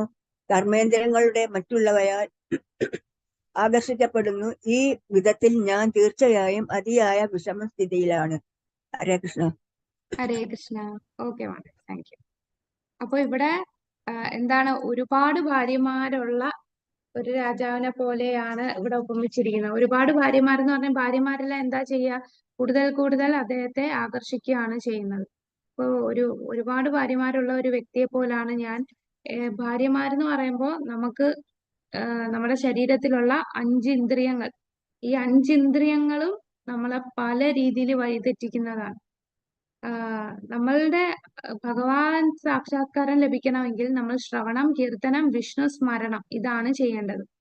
അത് ചെയ്യാനായിട്ട് ഇരിക്കുമ്പോഴും നമ്മൾ പല പല ഡിസ്ട്രാക്ഷൻസ് കാണും. നമ്മളിവിടെ ഭഗവത്ഗീത ക്ലാസ് കേൾക്കുമ്പോഴായിരിക്കും അപ്പുറത്ത് സീരിയലില് ഡയലോഗ് കേൾക്കുന്നത്. അപ്പൊ അതെന്താന്ന് കേൾക്കാനായിരിക്കും ത്വരയായിട്ട് അപ്പുറത്ത് പോകും. അപ്പൊ നമ്മളുടെ ചെവി നമ്മളെ വഴിതെറ്റിക്കുകയാണ്. പിന്നെ കണ്ണ് ടിവിയിൽ എന്താണ് നടക്കുന്നതെന്ന് നോക്കാനായിട്ട് അങ്ങോട്ട് പോകും. അങ്ങനെ എല്ലാ ഇന്ദ്രിയങ്ങളും നമ്മളെ വഴിതെറ്റിക്കുന്നതാണ്. നമ്മുടെ ഭൗതികമായിട്ടുള്ള കാര്യങ്ങളിലേക്ക് ആകർഷിപ്പിക്കുകയാണ് ഈ ഇന്ദ്രിയങ്ങളെല്ലാം. ഈ പല ഭാര്യമാർക്ക് തുല്യമാണ്, ഭാര്യമാരുള്ള ഒരു വ്യക്തിക്ക് തുല്യമാണ് നമ്മുടെ ഈ ഇന്ദ്രിയങ്ങൾ. അപ്പൊ ഈ ഇന്ദ്രിയങ്ങളുടെ ത്വരകൾ നമ്മൾ നിയന്ത്രിച്ചില്ലെങ്കിൽ നമുക്ക് ഭക്തനാവാൻ സാധിക്കില്ല. ഇപ്പൊ കൃഷ്ണാവബോധത്തില് നമ്മൾക്ക് എന്താണ് പറയുന്നത്, നമ്മൾ ചില കാര്യങ്ങൾ നിയന്ത്രിക്കണം. നമ്മളെ ഭക്തിയിൽ ഉയർച്ച വേണമെങ്കിൽ 4 യമനിയമങ്ങൾ പാലിച്ചാലേ സാധിക്കൂ. ഭക്തി വിനോദ് ഠാക്കൂർ പറയും, ഈ ഇന്ദ്രിയങ്ങളിൽ ഏറ്റവും പ്രശ്നക്കാരൻ നമ്മളുടെ നാവാണ് ഒരുപാട് ആർത്തിയുള്ളത്. എന്താണ് അതിന്റെ നാവിന്റെ രുചി നമുക്ക് മത്സ്യമാംസാദികൾ കഴിക്കാനും കുടിക്കാനും സിഗരറ്റ് പോലെയുള്ള ലഹരി പദാർത്ഥങ്ങൾ ഉപയോഗിക്കാനും ചായ കാപ്പി ഇതൊക്കെ ഉപേക്ഷിക്കാന്ന് പറഞ്ഞാൽ വളരെ പ്രയാസമാണ്. പ്രത്യേകിച്ച് മലയാളികൾക്ക് ചായ ഇല്ലാത്തൊരു ദിവസം, രാവിലെ എണീറ്റാൽ ഒരു ബെഡ് കോഫി അല്ലെങ്കിൽ ഒരു ചായ, രാവിലെ ചായ, പത്രം, ഇതില്ലാതെ നമുക്ക് കഴിയാൻ നമ്മളെ ആ ഒരു സൊസൈറ്റിയിൽ അങ്ങനെ ഒരു ശീലമായി പോയി. ആരെങ്കിലും ഗസ്റ്റ് വന്നാൽ തന്നെ നമ്മൾ എന്താ കൊടുക്കുന്നത്, ചായ ഇടട്ടെ, ചായ ഇട്ട് കൊടുക്കുകയാണ് ചെയ്യുന്നത്. അപ്പോ എല്ലാരെയും നാവിനെ സംതൃപ്തിപ്പെടുത്താനായിട്ട് ശ്രമിക്കുന്നു. അത് ആ നാവിലാണ് നമ്മൾ വീണു പോകുന്നത്. അപ്പൊ പ്രഭുപാദർക്ക് അറിയാം, നാവാണ് എല്ലാവരുടെയും നിയന്ത്രിക്കാൻ ഏറ്റവും പ്രയാസം. അപ്പൊ പ്രഭുപാദർ എന്ത് ചെയ്തു, ആ നാവ് കൊണ്ട് അവരെ കൊണ്ട് കൃഷ്ണപ്രസാദം കഴിപ്പിച്ച് അവരെല്ലാം ഭക്തരാക്കി മാറ്റി. അപ്പൊ നിയന്ത്രിക്കാൻ പറ്റാത്ത ആ നാവിനെ നിയന്ത്രിക്കാം. എങ്ങനെ? പ്രസാദം കഴിച്ച്. പ്രസാദം കഴിക്കാന്ന് പറഞ്ഞാൽ കാണുന്നത് എന്തും പ്രസാദമാക്കി കഴിക്കുകയല്ല. ഭഗവാൻ ഇഷ്ടമുള്ള ഭക്ഷണ പദാർത്ഥങ്ങളാണ് നമ്മൾ പ്രസാദമാക്കി കഴിക്കുന്നത്. അവിടെ മത്സ്യമാംസാദികൾ പാടില്ല, ലഹരി പദാർത്ഥങ്ങൾ പാടില്ല, അതിൽ വരുന്നതാണ് ചായ, കാപ്പി, അത് പാടില്ല. പിന്നെ 4 നിയമങ്ങൾ പറയുന്ന പോലെ ബാക്കിയുള്ള കാര്യങ്ങൾ, ചൂതുകളി പാടില്ല, സ്ത്രീ പുരുഷ ബന്ധം പാടില്ല.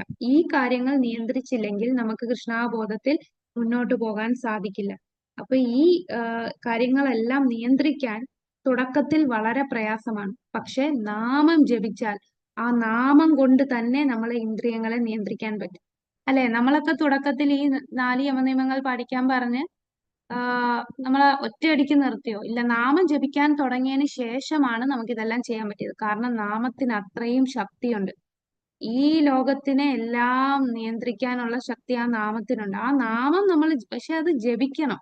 ഇന്നുള്ള ആൾക്കാരടുത്ത് ജപിക്കാൻ പറഞ്ഞാൽ പോലും വളരെ മടിയാണ്.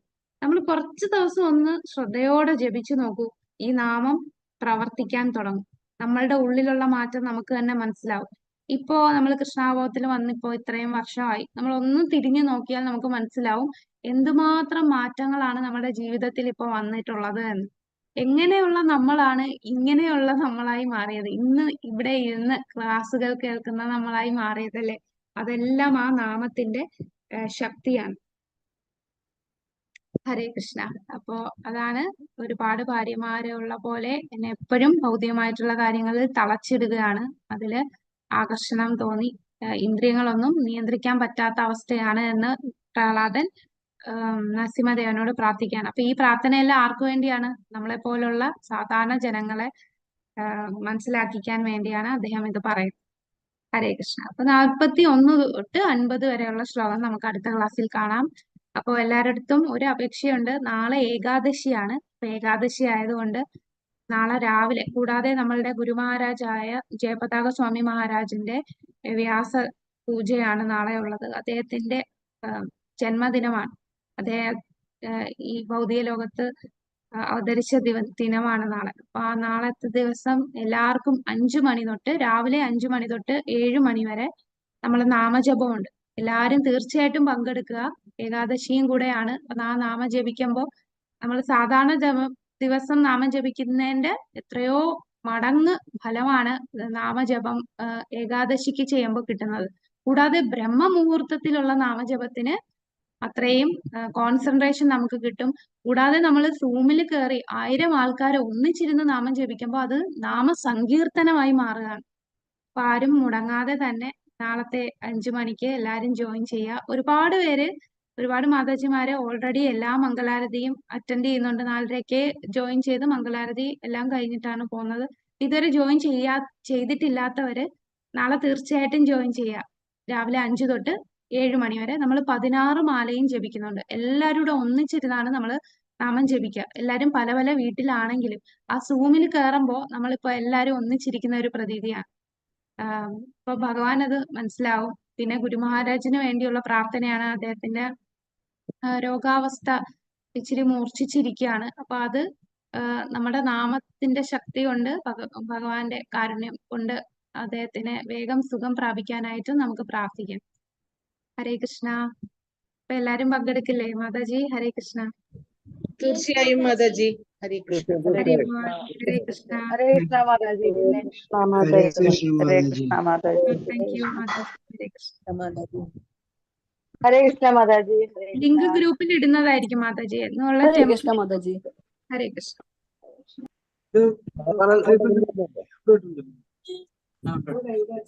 ഹരേ കൃഷ്ണ. Thank you mataji. ഹരേ കൃഷ്ണ. അപ്പൊ വേറെ സംശയം ഇല്ലെങ്കിൽ നമുക്ക് ഇന്നത്തെ ക്ലാസ്സോടെ ചുരുക്കാം. വാഞ്ചാകൽപതരുഭ്യശ്ച കൃപാ സിന്ധുഭ്യേവ ച പതിതാനാം പാവനേഭ്യോ വൈഷ്ണവേഭ്യോ നമോ നമഃ. അനന്ത